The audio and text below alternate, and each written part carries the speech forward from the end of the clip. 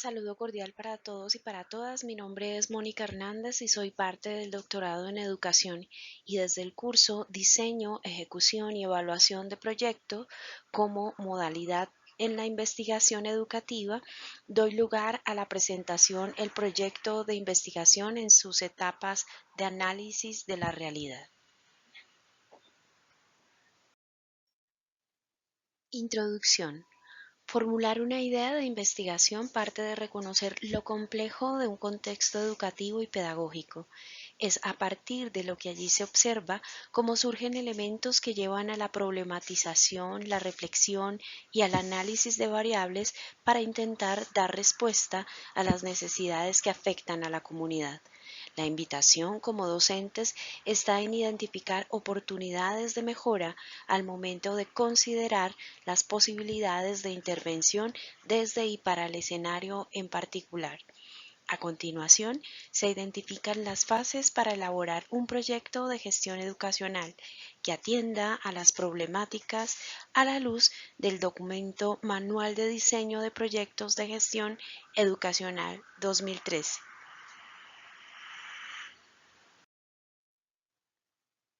A continuación, las fases para elaborar un proyecto de gestión educacional que para esta presentación parte de la fase 3, diagnóstico situacional, hasta la fase 9, de impacto esperado.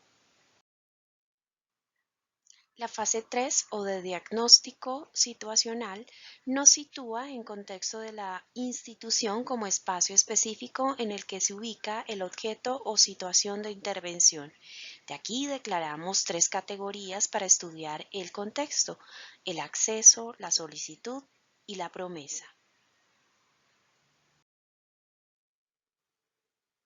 Fase 4, formulación del problema. Tres elementos a rescatar. Uno, la selección de un problema. Buscamos elaborar una lista de problemas de manera participativa, donde la técnica que recomiendan es la lluvia de ideas. Dos, la definición del problema que se intervendrá. Aquí el campo de acción sobre el cual es necesario actuar y constituye el desafío reflexivo.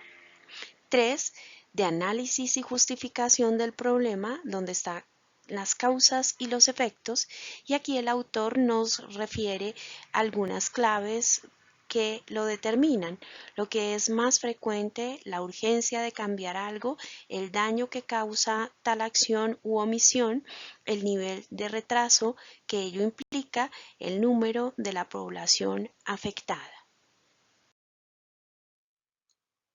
Fase 5, fines y propósitos del proyecto. Tres aspectos: finalidad, objetivos general y específicos, metas o indicadores. Al respecto de la finalidad, pregunta clave: ¿por qué se quiere llevar a cabo la intervención? Frente a los objetivos general y específicos, ¿para qué se quiere resolver el problema y cuáles son los resultados esperados? Metas o indicadores, ¿cuánto quiere lograr? Fase 6, estrategias y acciones. Pregunta central: ¿cómo se va a realizar el proyecto? Cuatro elementos sustantivos: la descripción de la estrategia, actividades y acciones, el diseño de material y el cronograma. Al respecto de la descripción de la estrategia, aquí declaramos la acción global que se realizará para atacar las causas del problema. Actividades y acciones hace referencia a preguntas que debemos respondernos: ¿qué, para quién, cómo, con qué y cuándo vamos a realizar esas acciones? El diseño de material nos invita a generar recursos para la realización de las actividades y acciones de aprendizaje de los y de las estudiantes. Y al respecto del cronograma, aquí debemos ordenar de manera secuencial cada una de esas actividades declaradas. Fase 7, recursos. La pregunta reflexiva es: ¿con qué se va a realizar el proyecto? Elementos clave a tener en cuenta: los recursos que se disponen, los recursos que se necesitan, los recursos financieros y las redes de apoyo externo. Al respecto de los recursos con que se dispone y los que se necesitan, establecemos tres elementos comunes: los espacios físicos, instrumentales y los recursos de apoyo a la docencia. Frente a los recursos financieros, claramente hay que identificar cuáles son necesarios para efectuar la intervención. Y al respecto de las redes de apoyo externo, identificamos las instituciones u organizaciones aliadas para tal efecto. Fase 8 de evaluación. 5 aspectos: el propósito de la evaluación, los momentos, la instalación, la ejecución y la consolidación, los indicadores, los procedimientos e instrumentos y los agentes evaluadores. Frente a los propósitos de la evaluación, claramente analiza la estructura, el funcionamiento y los resultados del proyecto. Los momentos al respecto de la instalación, ejecución y consolidación nos permiten establecer etapas claves del desarrollo del proyecto. Los indicadores son los que permiten verificar la eficiencia y la eficacia del proyecto.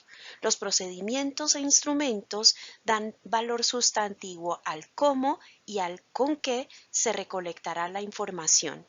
Los agentes evaluadores nos permiten realizar la triangulación de los datos.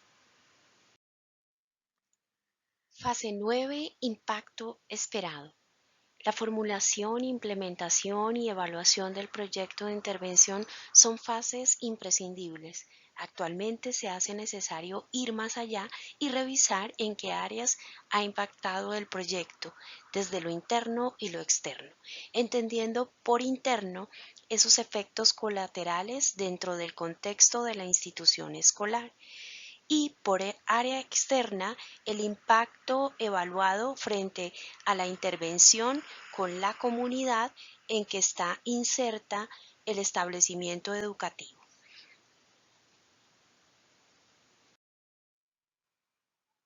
Conclusión.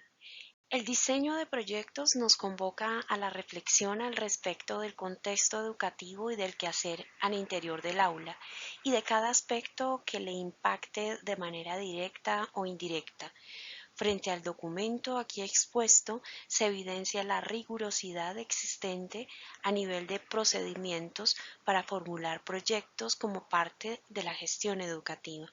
Así, como docentes estamos llamados a promover procesos que jalonen pensamiento analítico, crítico y reflexivo, que permitan a las nuevas generaciones reconocer el valor de lo investigativo, de lo científico, y así lograr con ello identificar, comprender las comunidades y sus singularidades desde la heterogeneidad, aspecto que moviliza nuevas estructuras para abordar el escenario de lo educativo.